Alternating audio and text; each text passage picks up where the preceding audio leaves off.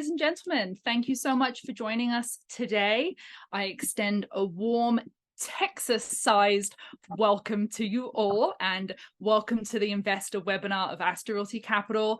This is a gateway to a golden investment opportunity right in the heart of Texas, an opportunity brimming with promise and potential.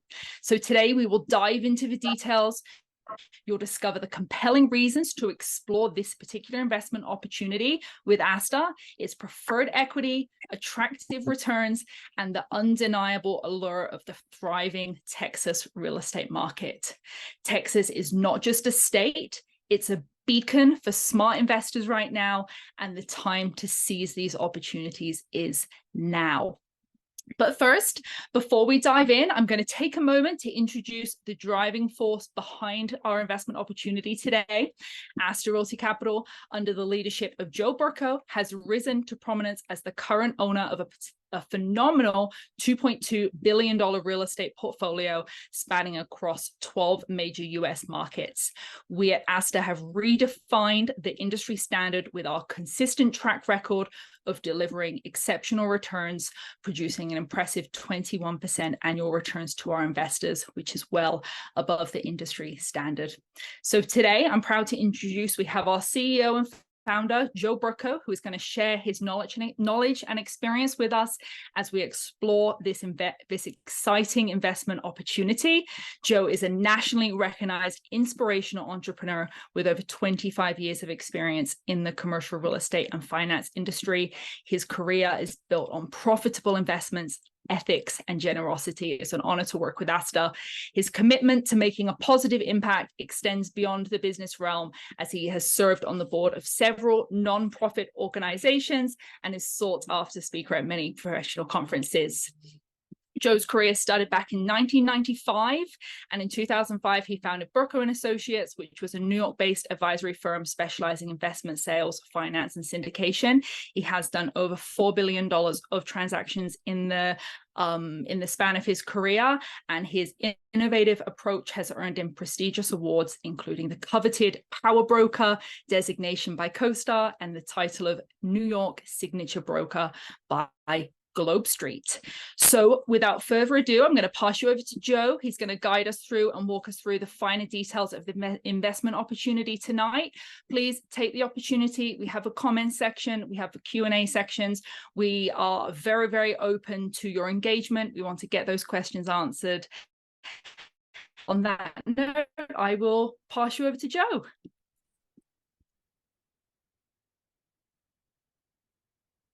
Joe, we cannot hear you speaking.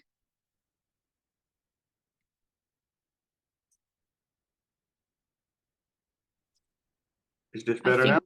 That is much better. Wonderful. Thank you for the introduction. Good to see everyone. And I'm happy that we're able to share with you an income opportunity. Most of the investments that we do, like Laura mentioned, we have a portfolio spanning over $2.25 billion at this point, 12 major cities, 7 states. Most of the portfolio is sort of like we're hitting for the high returns, and to reach the high yields, we're going after development opportunities. And so those tend to be investment starts in the beginning, and then after a course of a 2.5 year, 3 years, sometimes 4 years, you get a lump sum back, your investment capital, and then a lump sum back. Then we try to solve for somewhere in the mid 20% annual return, low to mid 20s annual return. This investment is different. This is income associated with sort of like, reducing the risk factor significantly. In this particular case, we're doing a preferred equity position. I'll go into all the numbers in a moment. I just want to get everyone's kind of like understanding why the numbers are what they are. So this is very simple. We're essentially paying 1% per month for the next 20 months with an option to break away after 14 months or so.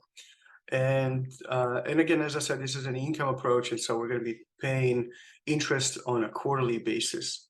The collateral is strong. It's a multifamily in Arlington. Arlington essentially is a city that sits exactly in between, midway point between Dallas and Fort Worth.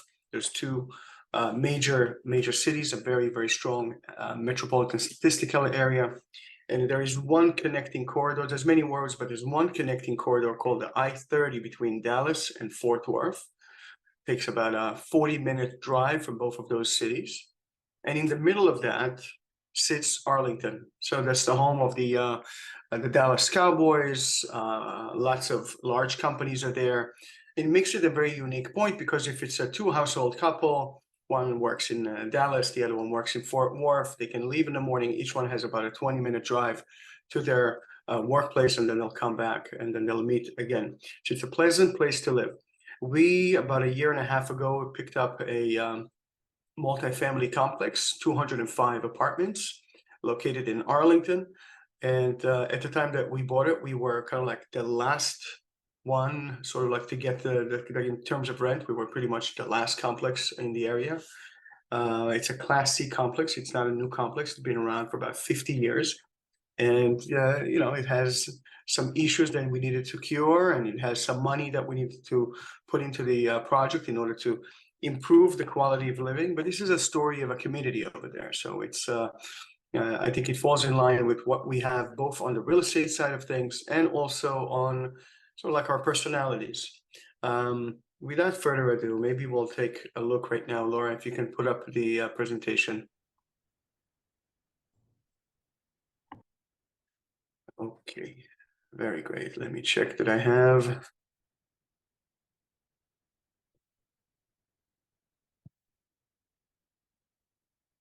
Okay.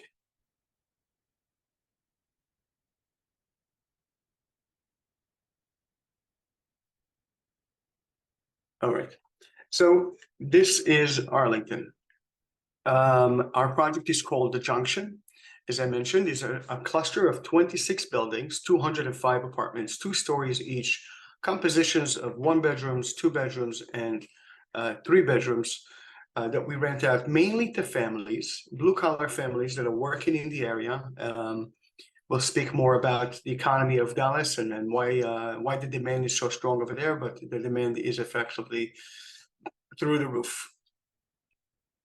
So high level, we're the owners of this complex, and we have a total budget of about $33.4 million.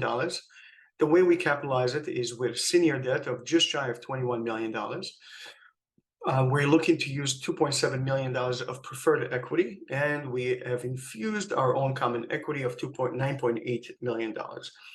We assume, based on market factors, that by the time that we'll sell the project, we're positioning to sell the project in late 2024, in about a year from now, and we're expected to close sometime in Q1 of 2025. So we're looking at about 14 to as much as 20 months hold period.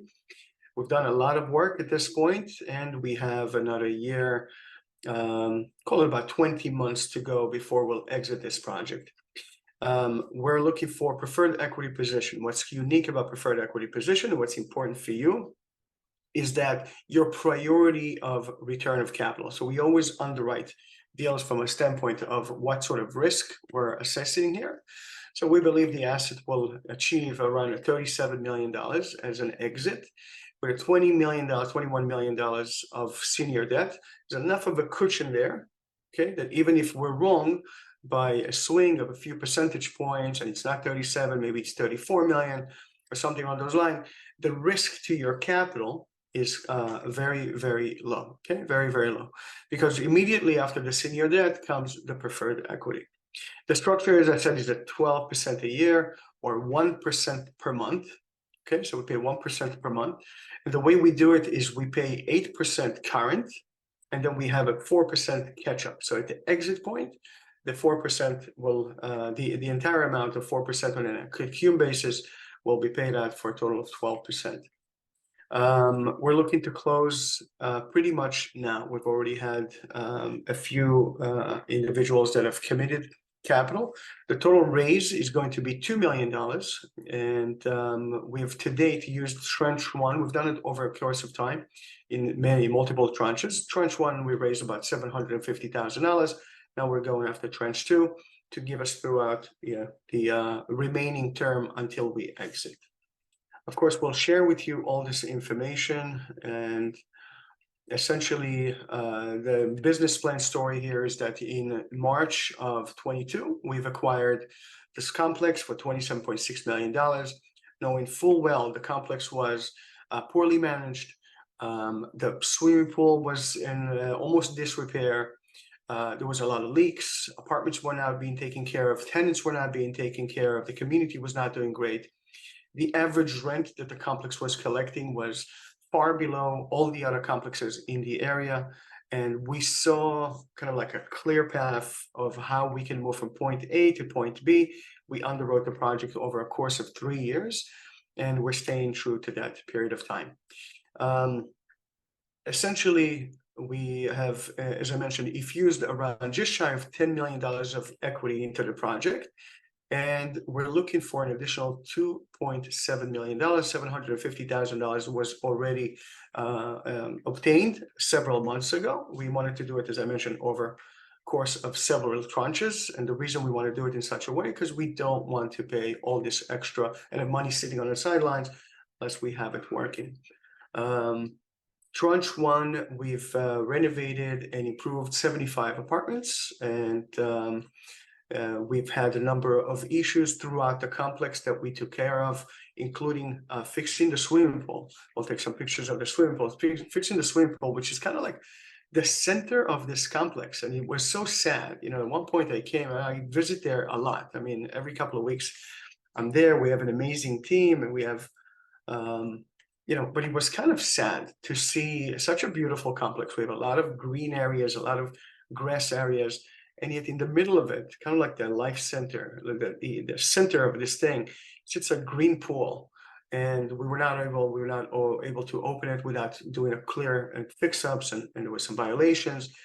The city gave us a list of violations, and there was leaks on the roofs, there were retaining walls that were dangerous that we need to take care of, and so on and so forth. So we've done a lot in the last 4 months once we took over officially. Over the project, we've renovated 75 apartments. We occupied many of them at this point. You know, by the time we were putting this marketing package together, our occupancy was at 89%. I just got off the phone with the management company about an hour or so ago. We leased the last 2 apartments. We're now effectively at 90% occupancy. So we kind of like breaking through into the 90% occupancy. When we took the complex, it was at 65%. So I'm happy with the progress that we're doing. What's the use of capital that we'll need in order to continue? $740,000 will still go into CapEx, capital improvements, paying for age payables. We've had contractors that have done work through the previous administrations that we need to take care of. Interior renovations. We have some sagging balconies. We've identified 17 sagging balconies. The collective, and we have this in our due diligence package, everything is broken down, but the collective becomes $740,000. We have an interest reserve with the bank. The bank is in another situation on its own, like a lot of other banks today. Everyone's sort of like stressing out. We've done a couple of good moves, which I'm very happy. When we signed this loan, the interest rate was 3.6%. March of 22, and you know exactly what happens immediately after. We've had 11 increases of interest rate. The seasoned investors knew that the low interest rate is a moment in time. It's not going to last. And so what we've done is we bought a rate cap. And so we kept the interest rate at a 5.75% interest only. And thank God for that, because the interest rate today is somewhere in the vicinity of 8% or even higher, which would have made this carrying this project a lot more difficult.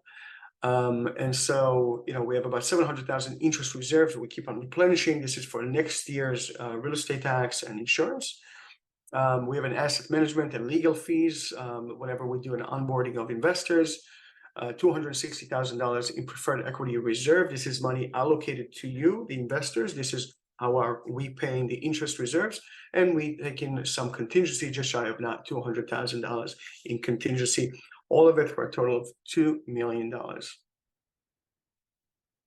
This is some of the older pictures. The pool looks, actually, I'm happy to report, looks better today because the surrounding areas all been kind of like painted with a special type of a paint for non-skip. I'm sorry, so people don't slip and things of that nature. We are now almost every week or every other weekend, we bring our community for kind of like a barbecue and a pool party with music.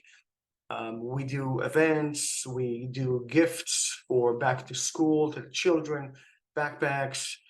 We have, barbecue parties. You'll see plenty of people that are coming in. Our tenants are showing up with the kids. This thing is now back to life, and it's heartwarming to see it.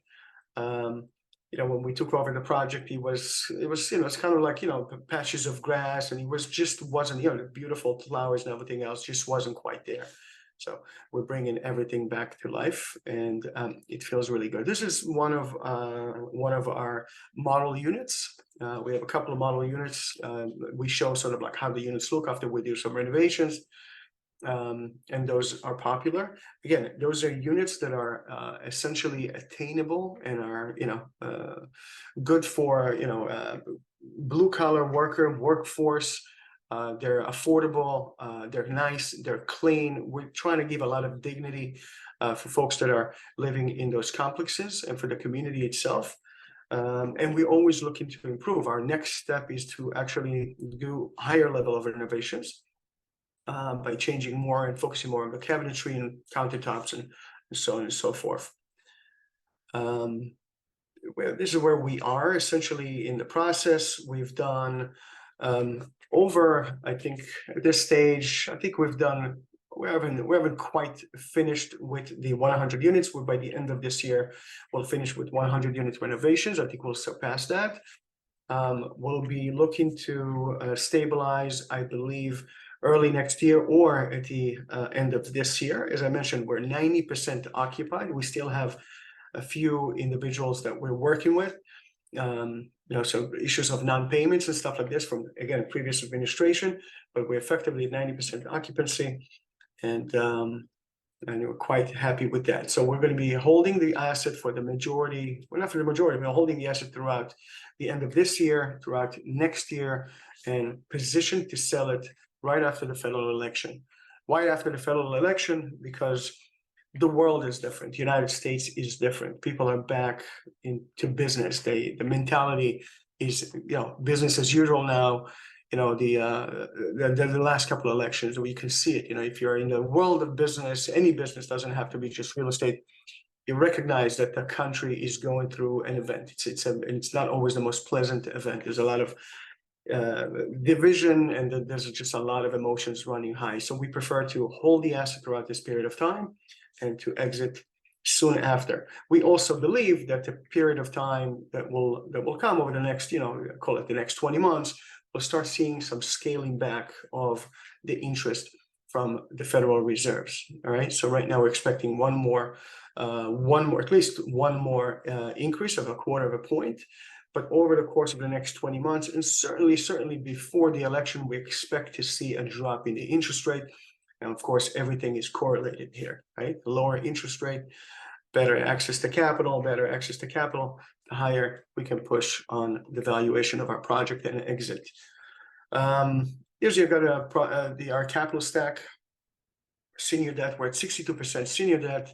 Preferred equity is 21.9%. Common equity, from the 36.7, 21.22%, just shy of that is the preferred equity. The vast majority is common equity. Why is that important? You always want to see a cushion. The difference between the common equity, which is inferior to the preferred equity. And I'm very happy to answer any questions about this, because I know sometimes this concept of what's the difference between preferred, what's the difference between common equity. I'd like to make sure everybody fully understand we are now reducing the risk associated with your investment by creating a class of investors called the preferred equity, right? So in order of priority, obviously the senior loan, the bank always gets paid first. And between the investors, right, we'll have about, call it 12.7 million total equity in the project. Between the investors, the 2.7 million, the preferred equity class, are getting paid their capital first and their interest, some along the way, some upon an exit, and only then the common equity investors get to see the return. Let's take a look at our stabilized performer. Why do we assume certain things, and why do we assume that we'll sell the asset for the price point that we've mentioned? So we're obviously always keeping our hands and our finger on the pulse as how things are moving. We're not just looking at our complex, as we're going to take a look in a moment. We're also looking at other similar complexes. It's called the competitive set. We always want to see what the competitors are doing, how they're leasing going on, what sort of amenity package they're offering, what sort of rents they're able to achieve, and so on and so forth. As I mentioned, when we took the project about a year and a half ago, we were averaging at 98 cents a square foot, right? So 1,000 square feet apartment was around $980. Okay, so it was really one of the lowest complexes in the area.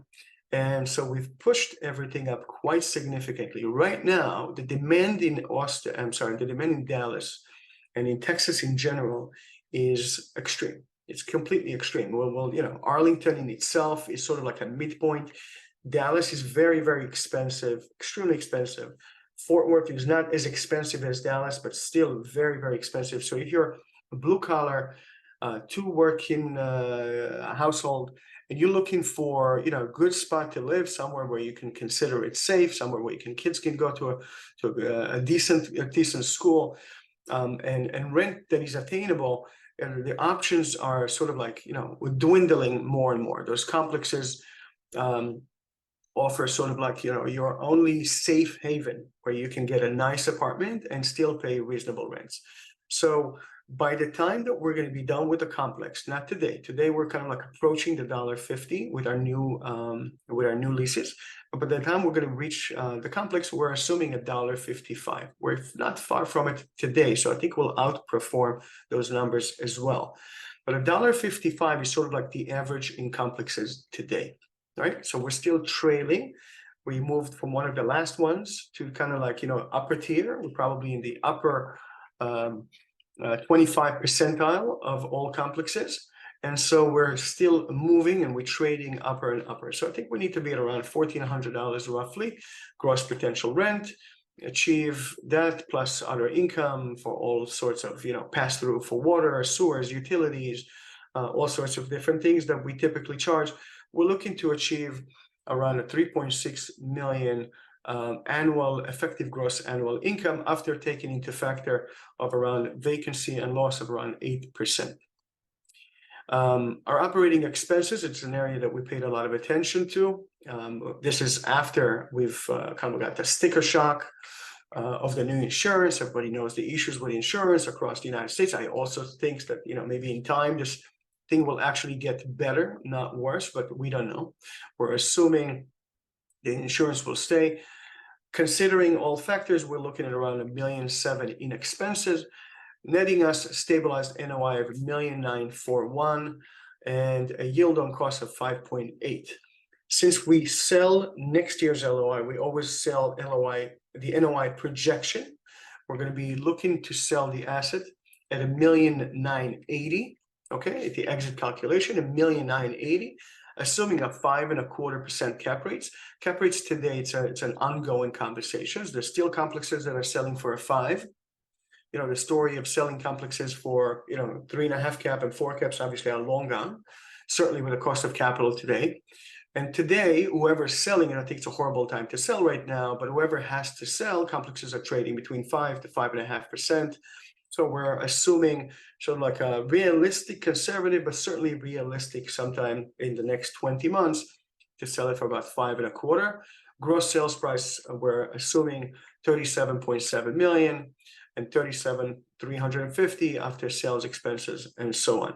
First thing we'll do is we repay our debt, senior loan exit fees, repay whatever remaining balance that we have, the 4% catch-up, right? It's 12% annual interest and a 4% catch-up on an annualized basis to get the investors to what we've promised, which is 1% a year.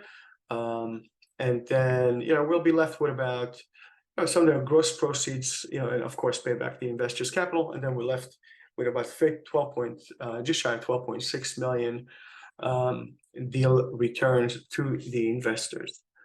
Okay.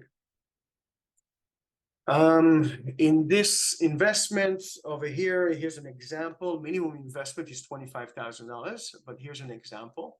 If an investor came in with $100,000, we're doing it at 100,000 because that tends to be kind of like an easy approach, one round number. If an investor came in with $100,000 and stayed for the duration of 20 months, you'll be making about $20,000 plus your capital back. So about 12% a year and total return of 20% or 1% per month.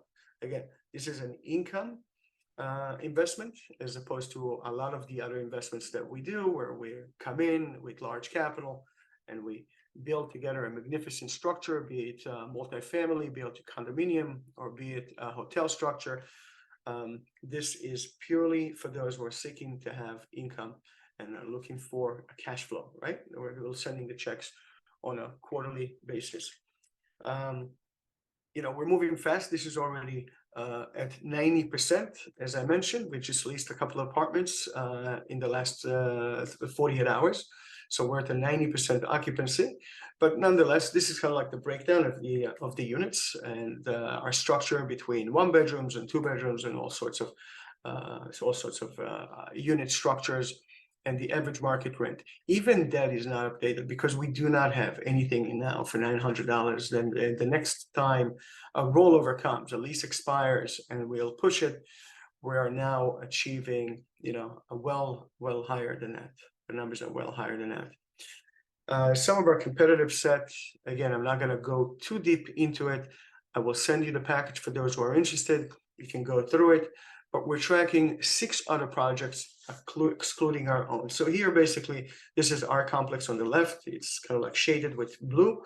All the other complexes that are similar to us and are in kind of like either spitting distance from us or a couple of miles down the line, but similar complexes. These are not new complexes. These are all 1970s, 1980s, that sort of a thing. You want to track, complexes that are sort of like similar characteristics. And so we're seeing that the complexes today, our 1 bedrooms are, we're achieving $1.55. The average comps is still at $1.73. The 2 bedrooms, our 2 bedrooms are $1.26. Average comps is $1.52. So we still have a way to go. Okay, still have a way to go. Our blended average today is, I think, a lot higher than $1.30, but it's being dragged down because some of the older leases are still, at the $1.20 and 98 cents a square foot and so on and so forth. We haven't turned the entire complex just yet.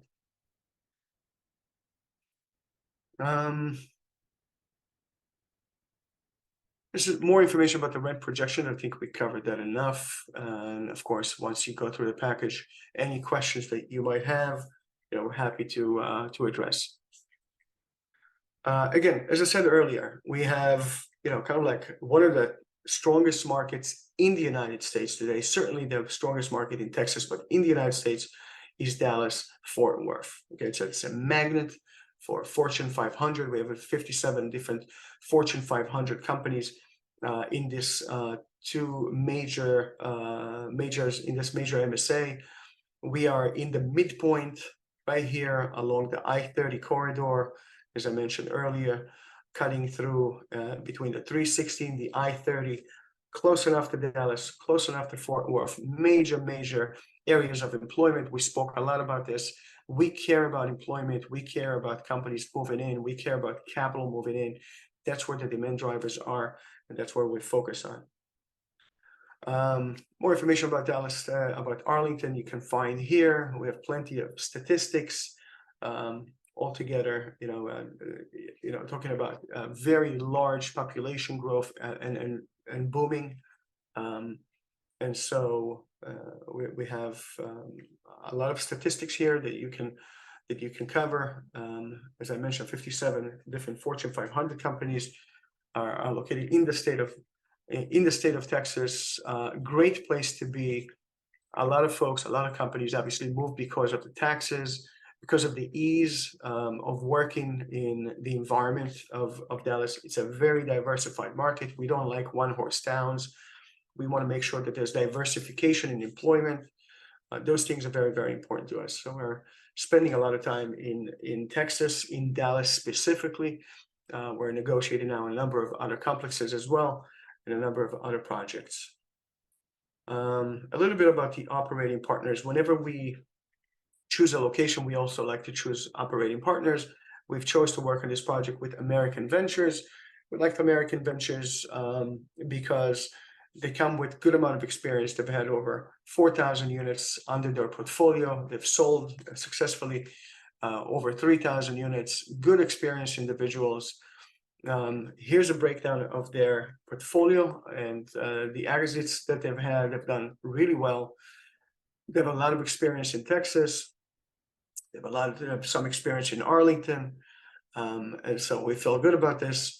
We've brought aboard premier leaders initially as asset management. Now they're managing the day-to-day affair of the complex. So it's under their auspices. Christina Smith, somebody who's been around the block for many, many years. She's our boots on the ground. We're in communication almost daily. And I think she's doing a fair job. We've had other management companies in the past, which we were very unhappy with. And I think we found a fantastic team right now, and the proof and the results are clearly here. We're moving very, very fast.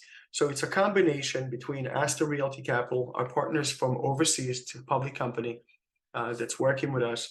Evolution, it's also an investment management, an institutional group that has teamed up with us, American Ventures, which is taking the lead and the sponsor of the project, Premier Leaders, which is our asset management. So I think we got this complex in very, very good hands. And a little bit about us. I think, Laura spent a good amount of time and gave an amazing introduction.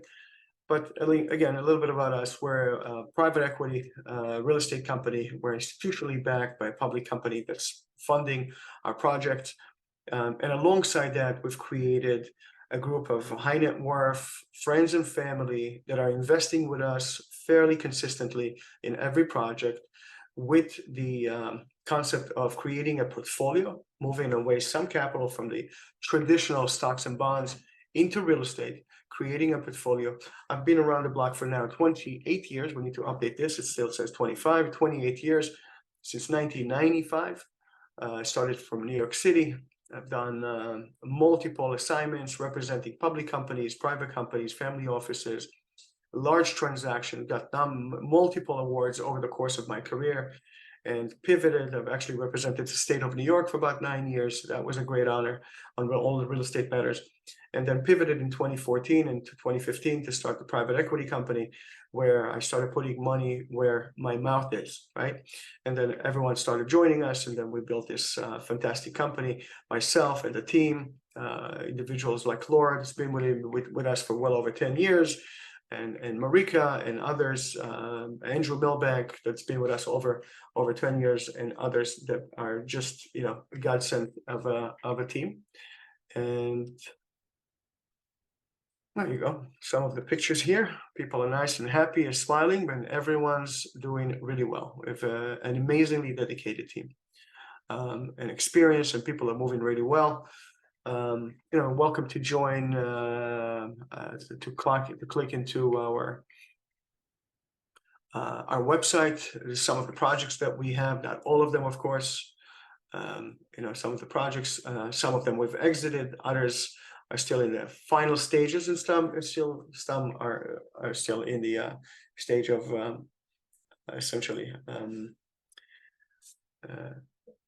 essentially the stage of midway point, and so on and so forth. I'm happy to open up this conversation to any questions you might have, and let me see if there's any. Yes, there are actually, Joe. There's 3 different questions. Sure. One of them is from Mike Co. How much is your current reserve, and do you project there is enough money to guarantee the 8% quarterly, or is it 8 pref? Yeah, okay, great question. So the reason we're doing a preferred is the bank loan that we've signed comes with a $1.8 million in reserves.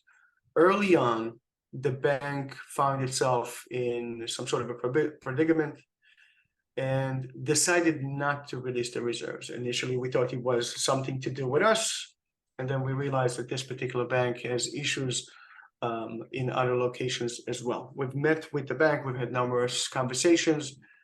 They're trying, they'll try. We stopped believing in this conversation, and so we decided to go to our group of friends and family and investors and raise the capital. So how much money we have in reserves? We have plenty in reserves. We have about $2.25 million as of September of this year. It's plenty of money. We should not be going out to the market and getting money that is more expensive than our interest rate. However, that's the situation with the bank, and we had two choices. We had a choice to either fight it, accept it, and find a solution. We decided not to fight with the bank, not looking for a fight. And so we decided to go the solution of creating preferred equity class of investors. And but we have about $2.25 million in reserve. We can put it as an exhibit because this is something that the bank actually sent us not more than a week ago. In terms of, do we have enough to pay the reserves? Absolutely. We have $260,000. Let me see where I can find that slide.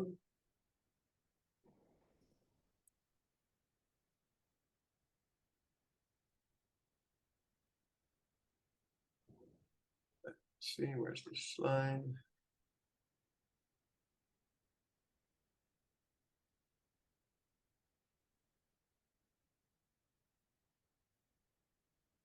So the use of the funds include in it $260,000 for preferred equity interest reserve. This is covering the entire 8% that is sitting in the sidelines, so we can pay you on a quarterly basis.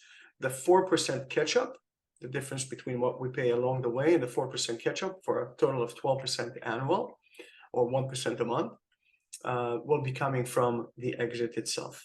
But yes, we have enough. Good question. Okay, great. And then there's another question. Does Astor hold any debt or equity in this deal? Sure. Astor raised,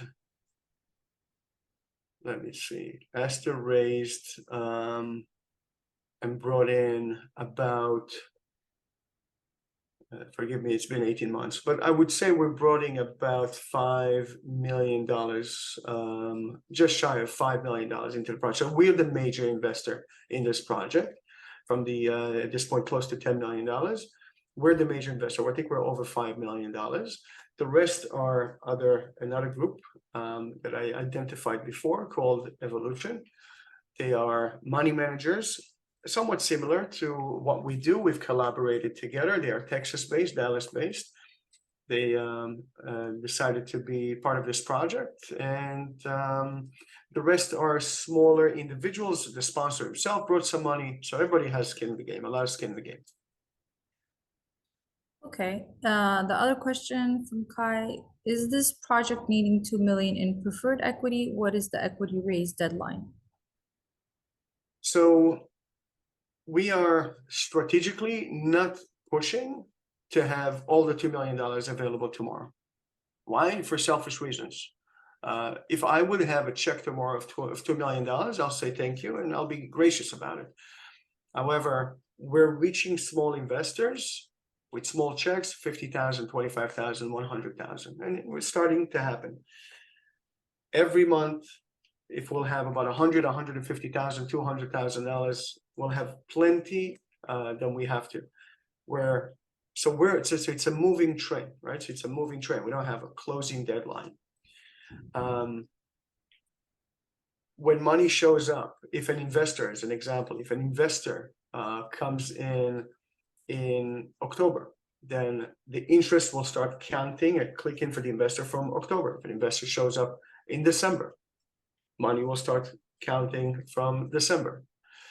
For the first tranche, we didn't want to raise more than $750,000, correct? Because we didn't want to take more money than we had to for that period of time and pay the interest on it. So now we're in tranche 2 of the raise, and I expect that it should trickle over the course of the next couple of months, 2-3 months. Okay, so another question, there's a reference to 6-month extension. Does that add an extra 1% a month for the extension, or is 12% for the full duration until exit? Okay, so the way we have it is 14 months with an extra 6 months. Now, why do we do it like this? Initially, it was 18 months, so the first batch came 4 months ago. But we have it now at 14 months term. At that point, what we're giving you is essentially a commitment that you're going to get interest on 14 months, even if we'll sell early. Let's assume somebody shows up and is interested in the complex, and we're okay to sell the complex for that number. You're still getting your 14 months interest. The 6 months extension is at our discretion, which gives you a total of 20 months. Now, you're getting 1% a month, but I'm giving you also what it means annualized. So obviously 1% a month means 12% a year. And for the duration of the project, it's 20 months, therefore 20%. What is the average duration of exiting leases to avoid difficulty in obtaining vacant possession? So all the leases, maybe with some exceptions, but all the leases are 1 year. I don't believe that we give 2-year leases. We're not, it's 1-year leases. And so, we always have a weighted average of how many leases are expiring. We have a retainage of about 75 to as much as 80% of the leases that are coming due. So 75, 80% of those individuals stay, right? What we find is the older leases, when they show up, they don't have much choice if you think about it, not from a standpoint of we got you, but from a standpoint of if you're not happy with our complex, you can go across the street, you'll pay the same. Maybe you're not going to get a swimming pool. Maybe you're not going to get so many grassy patches of areas for your kids to run. Maybe you're not going to have a kids park to have, or a dog run that is enclosed with all sorts of equipments for the dogs and stuff like this. Maybe your apartment is not going to be as nicely renovated, but you will pay similar rents. So we see more and more. For example, in the month of August, we've had almost, I think, zero. I'm going to say zero, with a question mark, but I don't remember that in the month of August we've even had anybody leaving. And of course, some there's natural turnover. People leave, they change jobs, family situation happens. But we've gotten very, very steady, and a lot of it has to do with the how we're keeping the project. For the last 4 months, we've had contractors running up and down roofs and different areas, and we've fixed so many things. We've opened up the pool. Imagine the pool was closed for 4 months. We created a sense of community, and what we call like the back door, right, where you lease 5 units on a weekly basis, but 3, 4, 5 units are leaving at the same month, and the back doors almost got shut down entirely. So this is why we're now effectively at 90%. Keep in mind, we took the project at 65% physical occupancy, and effective occupancy, in other words, those folks that are actually paying, it's probably closer to 52 or 55%. So we've done it in a fairly short period of time. We've changed management in the last 4 months. We've gotten a lot more involved. We don't let our sponsor run the project on its own anymore. We are in the day-to-day of things, and that made a huge difference. Yeah, so Joe, there is no more questions. Let me see, actually, 1 second. Caroline says, nice property and presentation. Has any of the electrical been updated, aluminum versus copper? If aluminum, has anything been done to it? Also, has the sewer lines been scoped? These are very, very great technical questions. Sewer lines have been scoped. We've took over the project. There were a lot of leaks, and we suspect that some of those leaks were underground leaks. And so, yes, we've had to scoped them, not all of it, not the entire project, but we saw the difference significantly in the reduction of the water bills. When we took it over, it was just an unbelievable monthly water bill. We just couldn't make it work. We couldn't understand what was going on. So we brought one professional after the next, We still are going to fight water bills by going after certain programs that's available, but we're now at a point that it's manageable. Things are actually manageable today. So yeah, so we took care of a lot of the leaks. We scoped and got into some of the sewer systems, not all of it. There's some areas that are very, very difficult to do. And so I think, even the pool there's some leakages from the pool. As you can imagine, just big body of water. So we had to do a bunch of changes. In terms of electricity, what we're doing right now, we're not opening walls. We're keeping it very, very light. I want you to know something. And that's where the next iteration of renovation is going to be a little bit different. We are stepping in, the bones of the structure is very nice. We're stepping into those apartments. We obviously clean everything out. We fix whatever we can fix with fresh coat of paint. We put a new floor, we put new carpets, and we give it we changed the appliances, we changed the lightings and the fixtures and things of that nature, but we don't go into the walls. So we're keeping it very, very light. We're spending around average today around $4,000, $4,050 per unit. Of course, some units are more, some units are less. But we haven't done the electrical upgrades. Now, going forward, since we're at 90% occupancy, we've increased the budget of renovations. And at that point, we're going to spend more money on cabinetry and potentially start doing some upgrades. But up until this point, there's been very few instances where we had to do upgrades to electric. Okay, so it looks like there's no more questions. What I would like to do, I want also Laura to kind of go over, because we do have a lot of new people here too, kind of to go over what are the steps, how does it look like to work with us? What does the investor portal look like? Because that part is a very big convenience for everyone. Yeah, let's do it. That'll be amazing. Over that.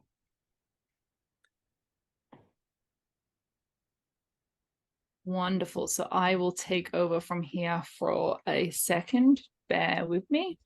Beautiful. So now that Joe has dove into the details, and for anyone that is interested in participating in this investment opportunity, what will happen next is give me about an hour for the recording to download, but I will share the recording to via email, so everybody here will get it, and you will get the full investment memorandum, which goes through obviously the presentation that you may not have been able to go into the minor details on each page. You will be receiving that within the hour after this webinar ends. If you are interested in moving forward, we as always do recommend moving somewhat as quick as possible. Majority of our investor webinars, we do fully subscribe within a couple of days of the webinar. So if you are interested, please communicate with myself, Joe, or Marika. Will gladly hold a position for you, whilst hold a unit for you, whilst you take your time to do your due diligence. That also, I'll dive into the due diligence. That will be another thing that you will get access to to make your decision. We use Dropbox, very, very organized. Obviously, sometimes for some of us, that due diligence may be a bit of a foreign world, right? One of our analysts, Alex or Andrew, would gladly walk you through the due diligence just to make sure that you are again confident in your decision and making sure that you are aware of what you are investing into. So post investment with Astor, we do have, and we're very, very proud of our personal investor portal. I will share my screen now and go over my little example investor here. use my personal name instead of John Doe as the example investor portal.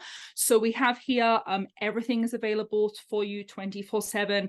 I do admit I'm also available 24/7. So if anybody ever emails me, texts me, whatever it is, day or night, I will usually get back to you within a couple of minutes. But if you ever need to refer to your tax documents, the monthly or quarterly reporting that we do, everything is here within your portal. You can very, very clearly see your positions very nicely. Instead of having to, obviously the K1s, over the year around tax time sometimes come at different occasions. Everything here will be everything here is kept all nice and organized. For example, we can see here we've got our reporting we do and Joe may want to dive into this a little bit more, but with our quarterly reporting, we're very proud of our reporting. We do the best that we can do to keep you guys as our investors updated every single step of the way. Although we do say that we do quarterly reporting, you will be regularly hearing from myself and Joe with project updates. I text, I call, I email, whatever it is that I sort of get the idea that my investors like. I try to accommodate that. And as always, Joe and the rest of our team are always available if you do have any, you want to dive into things. They're always more than willing to jump on a call at the drop of a hat. So, also here to our existing investors, not all of our, not everybody here will have access to the portal just yet, but any existing investors, you will see this offering here. Again, I'll upload the video within the hour. You can see your due diligence files here, everything that you need, and you can also actually go ahead and submit your interest and go through the portal and complete it that way. When I do accept investors into the investment, I do like to use this the portal for e-signing.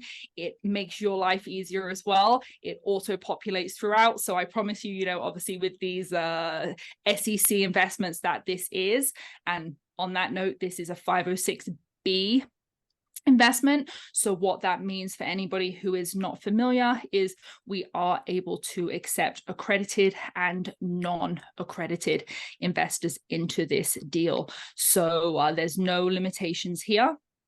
But as I was just saying, the SEC investments are sometimes quite involved. There's 3 or 4 documents that you guys, we legally, have to provide you. The SEC is in your best interest. So if, anything's a little bit overwhelming, I'll gladly walk you through it and support you there. But the portal makes everything very, very nice. Auto populates. Obviously, my goal is to make your life as easy as possible and this onboarding process as smooth as possible.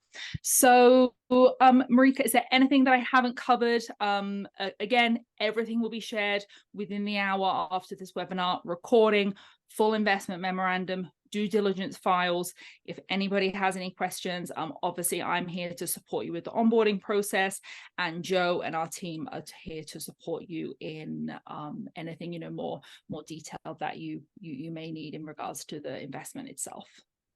Perfect. Also, another thing, we have this available on an app as well. So it's something that you can download on a phone. So it's just available all the time. So maybe, Laura, what I was thinking also is maybe if we can just share the link on it too, just in the chat, just if someone wants to just save it on their phone, just in case they can't get to their email or something. And that's pretty much it. Joe, if you want to just sum up. I think we covered it. We're happy to have conversation. Anybody who has a question and wants to get on a call with me, with Andrew, with Alex, with Marika, with Laura, we're available. Okay, as we spoke about a couple of days ago, as opposed to the concept of the no friction type of a capital raise that a lot of the crowdfunding like to do, like don't talk to me, send me an email, click here, send the money there. We want to know who you are. We want to know what you're looking for. We want to know what sort of investment philosophy you're looking for. We want to answer your questions. We want to understand how we can work together. We find that that's the best possible way.